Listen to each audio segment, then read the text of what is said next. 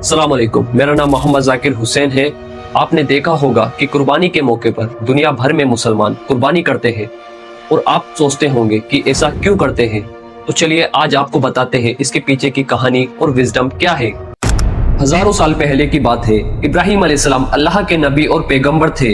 एक दिन जब इब्राहिम अलैहिस्सलाम सो रहे थे तो उन्होंने एक ख्वाब देखा जिसमें अल्लाह ने इब्राहिम अलैहिस्सलाम से फरमाया कि इब्राहिम, आपके नजदीक जो सबसे प्यारी और महबूब चीज हो आप उसे अल्लाह की राह में कुर्बान कर दीजिए। अब यहाँ आपको बता दूं कि अल्लाह अपने बंदों का और खास तौर पर नबियों का इम्तिहान लेता है, ये देखने के लिए कि इंसान अल्लाह से ज्यादा मोहब्बत करता है या अल्लाह के दिए हुए तोहफों से ज्यादा मोहब्बत करता है। नबी और पैगंबर के ख्वाब सच्चे होते थे। वो जो भी ख्वाब में देखते थे वो अल्लाह का हुक्म होता था। तो ये ख्वाब देखने के बाद इब्राहिम अलैहिस्सलाम ने अपने ऊँटों के रेवड़ में से 100 ऊँट कुर्बान कर दिए। आज के जमाने में ये 100 कीमती गाड़ियां सेक्रीफाइस करने के बराबर है। इब्राहिम अलैहिस्सलाम ने सोचा कि जो अल्लाह ने उन्हें हुक्म दिया था वो पूरा हो गया, पर जब वो रात को सोए तो उन्हें फिर से वही ख्वाब आया। इब्राहिम अलैहिस्सलाम ने अगले दिन 200 ऊँट अल्लाह की राह में कुर्बान कर दिए, लेकिन अगली रात फिर से उन्हें वही ख्वाब आया जिसमें अल्लाह ने उनसे उनकी सबसे पसंदीदा चीज कुर्बान करने का हुक्म दिया। अब इब्राहिम अलैहिस्सलाम सोच में पड़ गए, क्या आखिर अल्लाह उनसे किस चीज की कुर्बानी चाहते हैं। फिर उन्होंने सोचा कि इस दुनिया में सबसे अजीज चीज मेरे लिए मेरा बेटा इस्माइल है। आपको बता दूं कि इब्राहिम अलैहिस्सलाम को पूरी जिंदगी दुआएं मांगने के बाद 80 साल की उम्र में औलाद हुई थी और वो थे उनके बेटे इस्माइल, जो उन्हें बहुत ज्यादा अजीज और महबूब थे। इब्राहिम अलैहिस्सलाम समझ चुके थे कि दरअसल अल्लाह ताला ने उनसे उनके बेटे की कुर्बानी मांगी है। अल्लाह ये देखना चाहता है कि इब्राहिम अलैहिस्सलाम अपने बेटे से ज्यादा मोहब्बत करते हैं या अल्लाह से। इब्राहिम अलैहिस्सलाम के लिए ये बहुत बड़ा इम्तिहान था। अगले दिन इब्राहिम अलैहिस्सलाम उठे और अपनी बीवी हाजरा को कहा कि हमारे बेटे इस्माइल को नहलाकर अच्छी तरह तैयार कर दीजिए।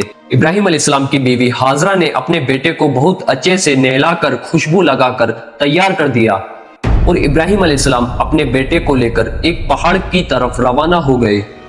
इब्राहिम अलैहिस्सलाम ये तकलीफ भरा फैसला कर चुके थे कि वो अपने बेटे की कुर्बानी देंगे, पर शैतान को कैसे मंजूर होता कि कोई अल्लाह की इताअत करे। तो शैतान भी अपने काम पर लग गया। वो सीधा इब्राहिम अलैहिस्सलाम की बीवी हजरत हाजरा के पास एक बुजुर्ग की शक्ल में गया और उनसे कहा कि इब्राहिम अलैहिस्सलाम तुम्हारे बेटे को किसी दावत पे नहीं बल्कि उसे कुर्बान करने के लिए लेकर गए हैं। ये सुनकर हजरत हाजरा बहुत हैरान हुई, पर वो समझ गई कि ये जरूर अल्लाह का हुक्म होगा। तो उन्होंने शैतान से कहा कि अगर अल्लाह ने इब्राहिम अलैहिस्सलाम को ऐसा करने का हुक्म दिया है तो ये हमारी खुशकिस्मती है। ये तो मेरा एक बेटा है, अगर इस्माइल जैसे 1000 बेटे भी होते तो मैं खुशी खुशी उन्हें अल्लाह की राह में कुर्बान कर देती। सोचिए, एक माँ के लिए ये कहना कितनी बड़ी बात है। जब शैतान हजरत हाजरा को भड़काने में नाकामयाब हो गया तो सीधे उनके बेटे इस्माइल अलैहिस्सलाम के पास गया और कहने लगा कि तुम्हारे बाबा तुम्हें किसी दावत में नहीं बल्कि तुम्हें मारने के लिए लेकर जा रहे हैं। जवाब में इस्माइल अलैहिस्सलाम ने कहा कि अगर ये अल्लाह का हुक्म है तो मेरे लिए इससे बड़ी क्या खुश नसीबी की बात है कि मैं अल्लाह की राह में कुर्बान हो जाऊं। 13 साल के बच्चे में इतनी समझ और बहादुरी होना कितनी बड़ी बात है।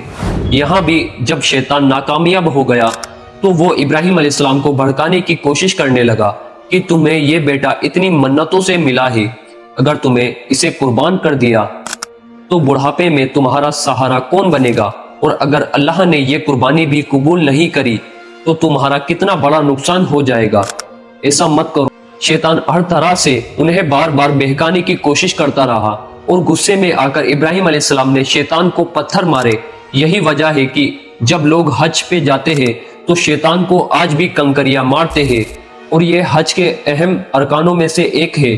शैतान के जाने के बाद इब्राहिम अलैहिस्सलाम ने अपने बेटे को सारी बात बताई तो इस्माइल अलैहिस्सलाम ने फरमाया कि बाबा, अगर ये अल्लाह का हुक्म है तो मुझे ये मंजूर है। आप बस मेरे हाथ पैर बांध दीजिए और अपनी आंखों पर पट्टी भी बांध लीजिए ताकि आप जब मेरी गर्दन पर छुरी चलाए तो आपको तकलीफ ना हो और आप ये करने से मुकर न जाए। बस फिर इब्राहिम अलैहिस्सलाम ने अपने बेटे के ہاتھ پیر باندھ دیے اور اپنی آنکھوں پر پٹی باندھ لی، اور جب انہوں نے اسماعیل علیہ السلام کی گردن پر چھری چلائی تو ایک جانور کی آواز سن کر وہ حیران ہو گئے۔